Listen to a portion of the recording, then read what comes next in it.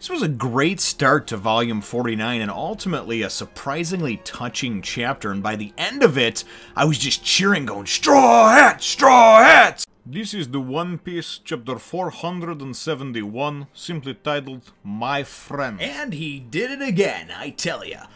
Well, hello, my brothers and sisters and fellow One Piece enthusiasts of the Nerd Nation.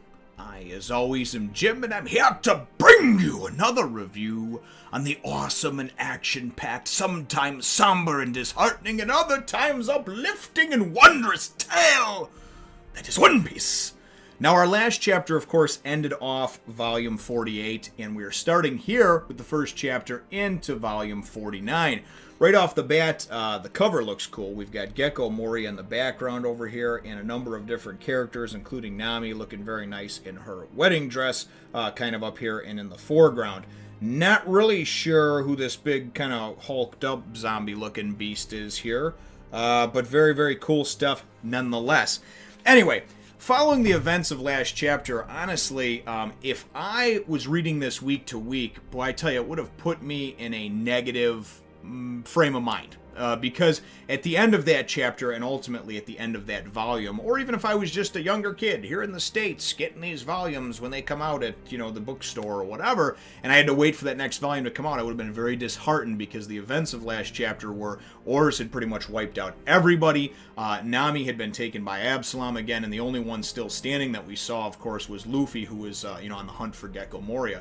But anyway, that's how things left off, and things wind up picking up, and when I said at the beginning of this review, you know, he's done it again, I very much meant Oda. He does such a great job of bringing you down just enough to go and pull you back up, you know, just your spirit, your soul, your whole mentality and attitude towards what he does on a week-in, week-out basis is just so fantastic, and it really is. It's nothing short of just miraculous and magical when you think about it, because to do it for so long, almost 500 chapters into it, and it's getting more and more entertaining with each chapter.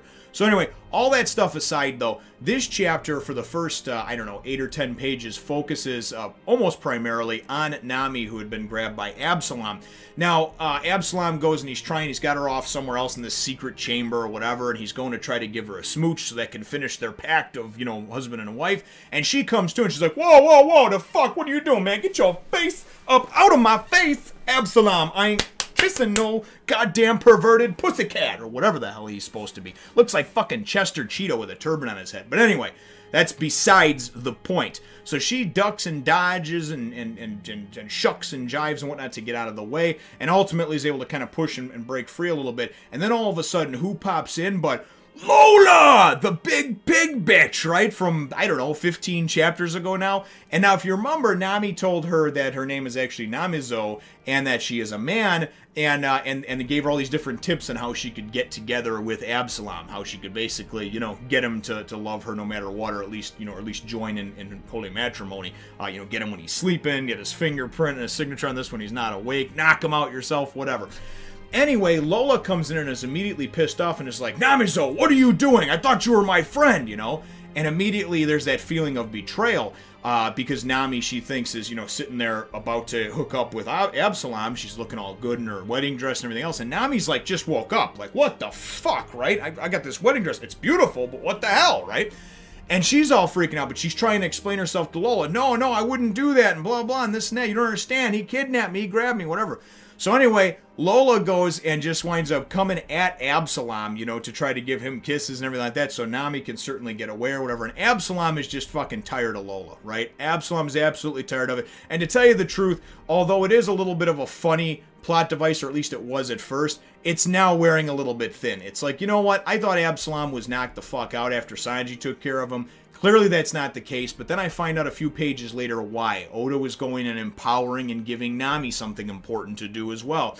So Nami, who's ultimately the one who has been the victim in this, right? The one who has been touched, molested, sexually harassed, and almost raped by this Absalom, really, the idea here is that to have everything come full circle, Sanji weakened him, or whatever you want to say, Lola comes back in for the comedic relief and to kind of slow the pace down for a second there. Absalom jacks her up and knocks her out. He's like, that's it. You know, I have no use for you zombies, this and that. But before that happened, Lola went and said, you know, because Nami's like, I can't believe you came back to help me in this and that. She's like, well, of course, you're my friend. And that's the thing that really is touching about this. This is supposed to be this soulless zombie that is basically, well, it's basically the shadow of someone that was alive put into some sort of amalgamation of a pig, a boar, or whatever.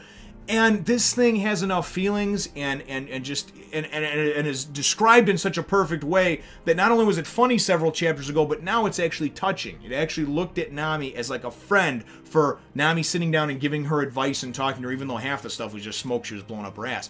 Anyway, Nami's pissed when she gets knocked out, when Lola gets knocked out, and it's like, you son of a... So she pulls out her climb attack from her ass. I don't know where this thing was, because she has on a dress. I don't know if she's got it strapped to her leg and a garter belt. I don't know. I want to think about a garter belt on Nami, but I don't know what's going on. So she pulls the climb attack out and goes to Thunderbolt and goes to nail him. Now, when she did this to him earlier, it didn't do anything to him. It didn't phase him. She's like, I know this isn't going to do anything to you, but I have to try, type of thing, right? She does it, and all of a sudden he's like, and just falls down, and she's like poking him, like, poke, you all right there, bud? You know, because his eyes are glazed over, you know, just see the whites of his eyes, knocked the fuck out. Anyway, we wind up coming to the conclusion with the help of one of the background people over here that he was weakened to the point of almost having nothing left after his fight with Sanji. So Sanji took care of him 95%. And Nami, just to, again, Oda being so creative and great and thoughtful in his way of telling a story, empowered Nami to go and very much go and be able to face her attacker, so to speak, and be able to get some measure of restitution for this person who went and peeped on her and grabbed her and tried to pin her up against and rape her in the shower, right, when she was butt-ass naked. And it served as a great backdrop and a come around for the, hey, listen, Lola's my friend. She came back for me. She's my friend. I'm not going to let her go down like that without a fight either. You just treat her like a piece of shit. So anyway, I thought it was very cool, you know, and then she goes and helps Lola, picks Lola up, and she's like, oh, and you know, I got to tell you, though, I wasn't really a man. I just told you that because I was scared of you. And she's like, oh, Nami, I know. And I'm like, this is awesome, man. It's like so touching to go and see characters that are supposed to be these lifeless villains, these throwaway cut and paste pieces of shit that have life and energy and love. And you know what I mean? It makes you think, wow, this guy is such a genius with his writing, even the little things like this to make you feel. Very, very cool stuff, though. You know, I don't want to get too much off the beaten path. But anyway, I really like that, the whole thing about friendship and whatnot. And then Nami goes and tells him, now's your chance, you know, basically go do whatever you got to do to Absalom over there. Rape him while he's sleeping, I don't care. So Nami's going to go and she's like, all right, I got to get back on the horse over here with this ship. Perona, actually, earlier in the chapter, I forgot to say, she basically came to and she's like, oh, the hammer, cockroach, she's having nightmares. She's going to go and grab everybody and go and take their ship and leave. She's going to get the fuck out of Dodge, right? Because Oars is bringing the place down, destroying everything. But what winds up happening, though, at the end of the chapter, which I thought was just solid, and this is such a way that just a matter of one chapter. In the last chapter, Oda made you want to frickin' hang yourself because of seeing all the Straw Hats decimated and taken down.